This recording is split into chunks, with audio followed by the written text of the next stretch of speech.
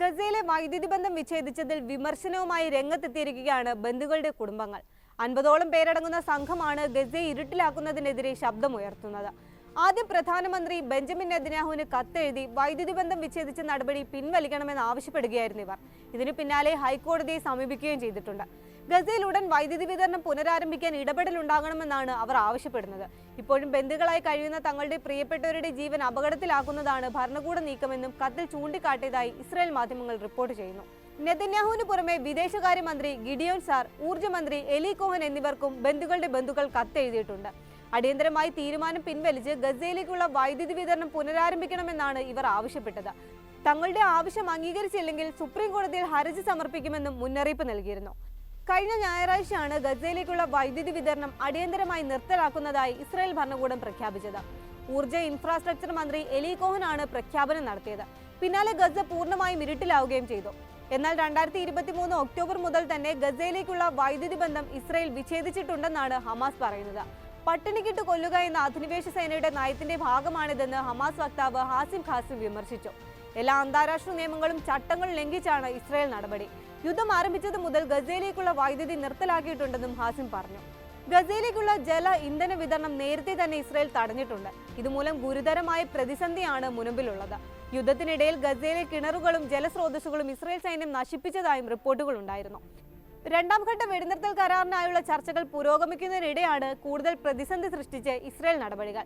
നേരത്തെ ആദ്യഘട്ട കരാർ ലംഘിച്ച് ഗസയിലേക്കുള്ള മാനുഷിക സഹായങ്ങൾ മുഴുവൻ ഇസ്രായേൽ അതിർത്തിയിൽ തടഞ്ഞിരുന്നു. ഇതിനിടെ യുദ്ധം പുനരാരംഭിക്കാനുള്ള നീക്കവും അണിയറയിൽ ഒരുങ്ങുന്നുണ്ടെന്നാണ് സൂചന. യുദ്ധത്തിനൊരുങ്ങാൻ ഭരണകൂടം സൈന്യത്തിന് മുന്നറിയിപ്പ് നൽകി കഴിഞ്ഞിട്ടുണ്ട്.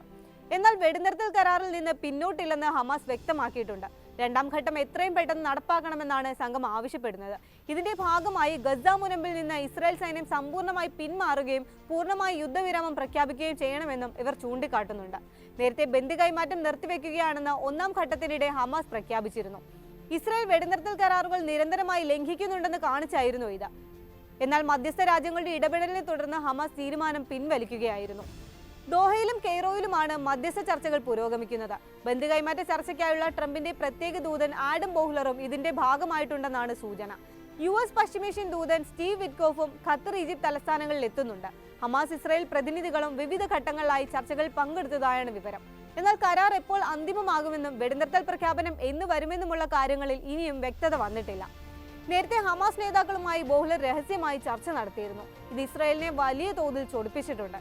നെതന്യാഹുവിന്റെ വിശ്വസ്തനായ ഇസ്രായേൽ സ്ട്രാറ്റജിക് അഫയേഴ്സ് മന്ത്രി റോൺ ഡെർമൻ ബോഹ്ലറെ നേരിട്ട് ഫോണിൽ വിളിച്ച് കയർക്കുകയും ചെയ്തിരുന്നു. സംഭവം വലിയ രാഷ്ട്രീയ വിവാദമായി മാറി. തങ്ങളുടെ ബദ്ധവൈരികളായ ഹമാസുമായി ചർച്ച നടത്തുന്നത് ഇസ്രായേലിന്റെ ഭീഷണിയാണെന്നാണ് ഇവർ ചൂണ്ടിക്കാട്ടുന്നത്. ഇസ്രായേലുമായി ആലോചിച്ചാണ് ചർച്ച നടത്തിയതെന്നാണ് ഡൊണാൾഡ് ട്രംപും വൈറ്റ് ഹൗസ് പ്രസ് സെക്രട്ടറിയും നേരത്തെ വാദിച്ചിരുന്നത്. എന്നാൽ നെതന്യാഹുമായി നേരത്തെ ഇത്തരമൊരു നീക്കത്തെക്കുറിച്ച് സംസാരിച്ചപ്പോൾ കടുത്ത എതിർപ്പ് അറിയിച്ചിരുന്നു. ഇതേ തുടർന്നാണ് തുടർ നടപടികളെക്കുറിച്ച് ഇസ്രായേലിനെ അറിയിക്കാതിരുന്നതെന്നാണ് US വൃത്തങ്ങളെ ഉദ്ധരിച്ച് അന്താരാഷ്ട്ര മാധ്യമങ്ങൾ റിപ്പോർട്ട് ചെയ്യുന്നത്.